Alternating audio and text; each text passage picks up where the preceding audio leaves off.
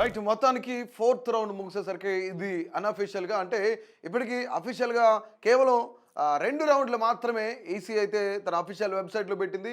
So ఆ 2 రౌండ్ల కన్నా చూసే అఫీషియల్ చూసే కన్నా ముందు ఫోర్త్ రౌండ్‌కి సంబంధించి దాదాపుగా వెంగళరావు నగర్‌కి అంటే వెంగళరావు నగర్‌లో 14 బూతులు, అలాగే రెహమత్ నగర్‌కి సంబంధించి రెహమత్ నగర్‌లో 28 బూతులు.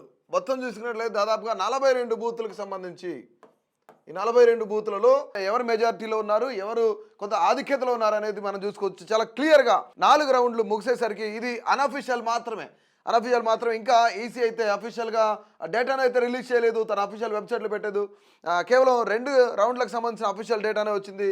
సో మొత్తానికి 4వ రౌండ్ మూసేసరికి 9,000కు పైగా ఆధిక్యంలో ఇక్కడ కాంగ్రెస్ కనిపిస్తుంది. ఆన్ యావరేజ్గా చూసుకున్నట్లయితే దాదాపుగా ప్రతి రౌండ్కి 3,000 పైనే ఆధిక్యంలో కాంగ్రెస్ ఉంది.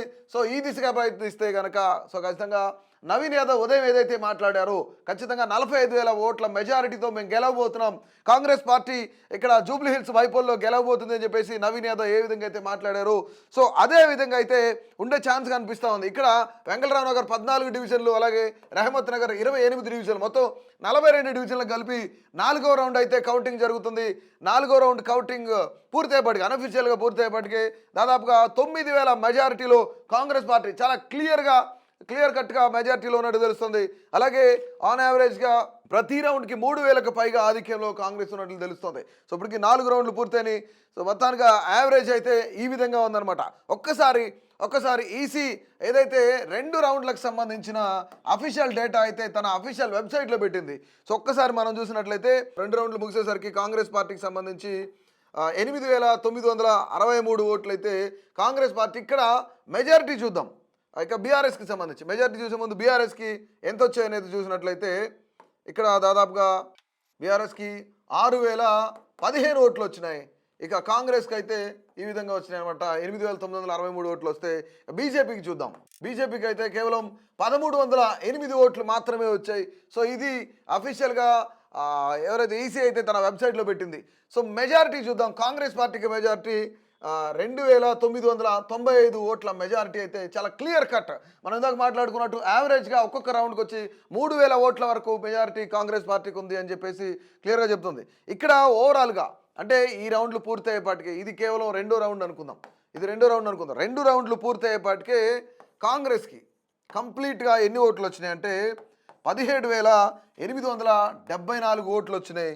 ఇక్కడ బీఆర్ఎస్కి సంబంధించి బీఆర్ఎస్ అభ్యర్థి మాగంటి సునీతకు సంబంధించి 14,879 ఓట్లు వచ్చినాయి. ఇక బీజేపీకి దాదాపుగా మనం చూసినట్లయితే 3,475 ఓట్లు బీజేపీకి వచ్చాయి. ఇది 2 రౌండ్లు పూర్తయ్యేపాటికే అఫీషియల్గా ఎలక్షన్ కమిషన్ పెట్టిందనమాట తన వెబ్సైట్లో. కాంగ్రెస్కి ఓవరాల్గా 17,874 వస్తే బీఆర్ఎస్కి 14,879 వచ్చినాయి. బీజేపీకి 3,475 ఓట్లు వచ్చినాయి. ఇక్కడ యావరేజ్ చూసుకున్నట్లయితే 2,995 ఓట్ల మెజారిటీలో కాంగ్రెస్ పార్టీ ఉంది. సో అన్అఫీషియల్గా చూస్తే దాదాపుగా 9,000 ఓట్ల మెజారిటీతో కాంగ్రెస్ ముందంజలో ఉంది. 4 రౌండ్లు పూర్తయ్యేసరికి యావరేజ్గా ప్రతి రౌండ్కి 3,000 మెజారిటీ వస్తుంది. ఒక్కసారి మనం ఓట్ షేర్ చూసినట్లయితే అంటే ఇక్కడ నేషనల్ పార్టీ వైపు ఇస్తారు కాబట్టి సో ముందుగా బీజేపీకి చూసుకున్నట్లయితే 9.37% ఓట్ షేరింగ్ వచ్చింది. కాంగ్రెస్కి అయితే ఇక్కడ దాదాపుగా 48.22% కాంగ్రెస్కి వస్తే బీఆర్ఎస్ అభ్యర్థి మాగంటి సునీతకు మాత్రం 40.14% బీఆర్ఎస్కి అభ్యర్థి మాగంటి సునీతకు వచ్చింది. ఇది ఓట్ షేరింగ్ వైజ్గా 2 రౌండ్లు పూర్తయ్యేపటికి బీజేపీకి 9.37% ఉంటే కాంగ్రెస్కి 48.22%, బీఆర్ఎస్కి 40.1%. సో ఇది ఓవరాల్గా ఓట్ షేరింగ్ అయితే 2 రౌండ్లు కంప్లీట్ అయ్యేపటికి ఇది అఫీషియల్ అనమాట. అన్అఫీషియల్గా అయితే దాదాపుగా 4 రౌండ్లు పూర్తి అయ్యేపటికి 9,000 పైగానే కాంగ్రెస్ ఆధిక్యంలో ఉన్నట్లు తెలుస్తుంది. సో ఇది మినిట్ టు మినిట్ అలాగే రౌండ్ టు రౌండ్ అప్డేట్ కోసం అభినవ్ భారత్ చూస్తూనే ఉన్నారు. ఎప్పటికప్పుడు ఎలక్షన్ అప్డేట్ మీ ముందు వచ్చే ప్రయత్నం చేస్తాం. ఈరోజు ఓవరాల్గా 10 రౌండ్లలో ఎవరికి ఎన్ని ఓట్లు వచ్చాయి, ఎవరు ఎంత మెజారిటీలో ఉన్నారు అనేది కూడా సో ఖచ్చితంగా మీకు తెలియజేసే ప్రయత్నం చేస్తాం.